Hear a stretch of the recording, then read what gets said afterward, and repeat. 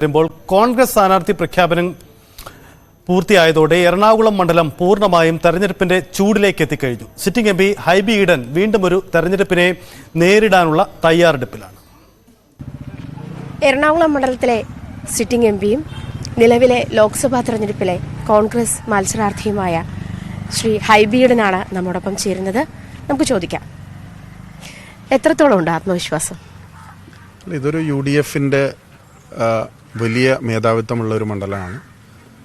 കോൺഗ്രസിന് വലിയ പിന്തുണ ജനങ്ങൾ നൽകുന്ന ഒരു പ്രദേശമാണ്. അതുകൊണ്ട് തന്നെ തികഞ്ഞ ആത്മവിശ്വാസത്തോടു കൂടിയാണ് ഈ തെരഞ്ഞെടുപ്പിനെ നേരിടുന്നത്.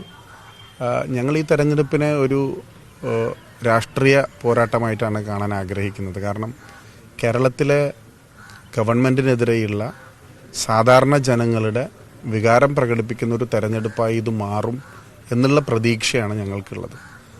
അത് ക്ഷേമ പെൻഷനുകൾ മുടങ്ങിയത് തുടങ്ങി മാൻ ആനിമൽ കോൺഫ്ലിക്റ്റ് വരെയുള്ള വിഷയങ്ങൾ ഈ തെരഞ്ഞെടുപ്പിൽ ഞങ്ങളുടെ പ്രവർത്തകർ വീട് വിടാന്തരം കയറി ക്യാമ്പയിൻ ചെയ്യാനാണ് ഞങ്ങൾ ഉദ്ദേശിക്കുന്നത്. BJPയുടെ ഒരു ഇൻഫ്ലുവൻസും അത് പ്രത്യേകിച്ച് നരേന്ദ്രമോദി കേരളത്തിൽ പ്രചാരണത്തിനെത്തുന്നു, അങ്ങനത്തെ കുറേ സാഹചര്യങ്ങൾ ഇപ്പം നിലവിലുണ്ടല്ലോ.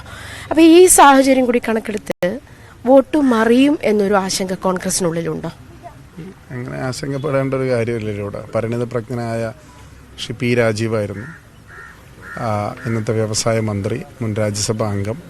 അദ്ദേഹമായിരുന്നു ഇവിടുത്തെ LDFന്റെ സ്ഥാനാർത്ഥി. ഞാൻ പറഞ്ഞല്ലോ, ഞങ്ങൾ ഇതിനെ വ്യക്തിപരമായ ഒരു പോരാട്ടമല്ലല്ലോ. ഇത് ഹൈബി ഈഡനും ആരെങ്കിലും തമ്മിലുള്ള മത്സരമല്ല. ഇത് UDFും LDFും തമ്മിലുള്ള സ്ട്രെയിറ്റ് ഫൈറ്റാണ് എറണാകുളത്ത് നടക്കുന്നത്. ആ സ്ട്രെയിറ്റ് ഫൈറ്റിൽ ഞങ്ങൾ മുന്നോട്ട് വയ്ക്കുന്നത് രാഷ്ട്രീയമാണ്. ഒരു MP എന്നുള്ള രീതിയിൽ കഴിഞ്ഞ 5 വർഷക്കാലം ഞാൻ എന്താണ് ഈ മണ്ഡലത്തിന് വേണ്ടി ചെയ്തത്? പാർലമെൻറ്റിൽ എറണാകുളത്തിൻ്റെ MP വാ തുറക്കാതിരുന്നോ? വിഷയങ്ങൾ അവതരിപ്പിച്ചോ? ഏതെല്ലാം വിഷയത്തിൽ ഇടപെട്ടു? അവിടെ എൻ്റെ പെർഫോമൻസ് എന്തായിരുന്നു?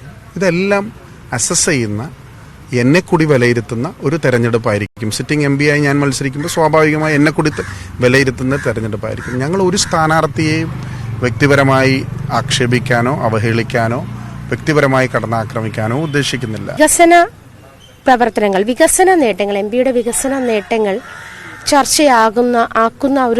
ആക്കേണ്ടുന്ന ഒരു സാഹചര്യം ഇപ്പോൾ ഈ മണ്ഡലത്തിലുണ്ടോ? കേരളത്തിൻ്റെ ചരിത്രത്തിൽ എറണാകുളത്തിൻ്റെ വികസന രാഷ്ട്രീയത്തിൽ കഴിഞ്ഞ 5 വർഷക്കാലം ഇന്ത്യൻ റെയിൽവേസിൽ ഏറ്റവും കൂടുതൽ പദ്ധതികൾ ഇങ്ങോട്ട് കൊണ്ടുവരുവാൻ സാധിച്ച ഒരു മണ്ഡലമാണ് എറണാകുളം. നാഷണൽ ഹൈവേ വികസനമാണെങ്കിലും, തീരദേശത്തെ മത്സ്യത്തൊഴിലാളികളുടെ കൊച്ചി ഹാർബറിൻ്റെ തുറമുഖ വികസനമാണെങ്കിലും നിങ്ങൾക്ക് എണ്ണി പറഞ്ഞു തരാൻ കഴിയുന്ന ഒരുപാട് പദ്ധതികളുണ്ട്. ഇവിടെ പരിണിതപ്രജ്ഞരായ ഒരുപാട് ആളുകൾ ഉണ്ടായിരുന്നല്ലോ മുൻകാലത്ത്.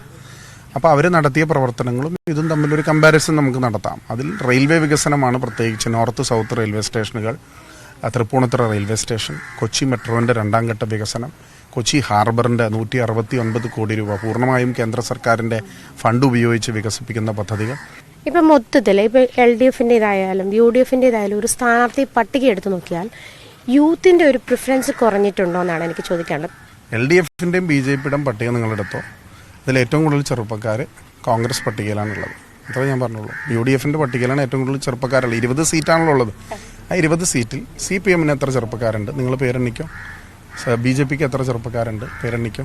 പ്രായം വെച്ച് കമ്പയർ ചെയ്തോ. ഞാൻ ഈ പറഞ്ഞ ആൾക്കാർ, ഞാനും ഷാഫിയും 40സിലാണ്. ഞാൻ 40ആണ്, ഷാഫി 41ആണ്.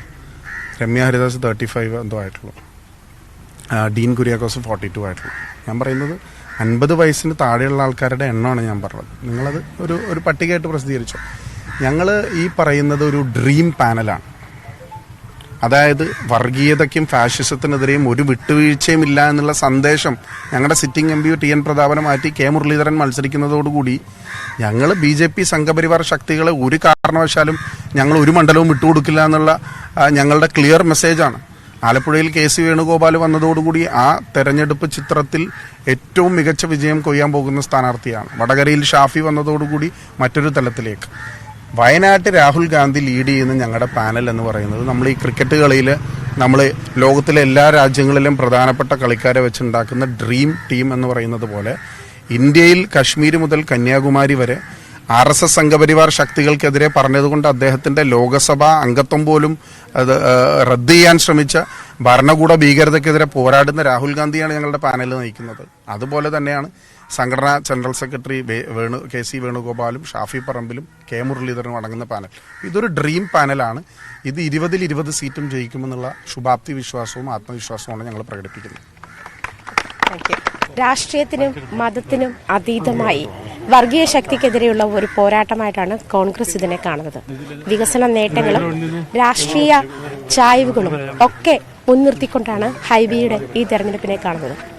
ക്യാമറമാൻ NR മനോജിനൊപ്പം ആജ്ഞ രവീന്ദ്രൻ, News 18 കൊച്ചി. അതാണ് ഹൈബി ഈഡന്റെ പ്രതീക്ഷകൾ. തെരഞ്ഞെടുപ്പ്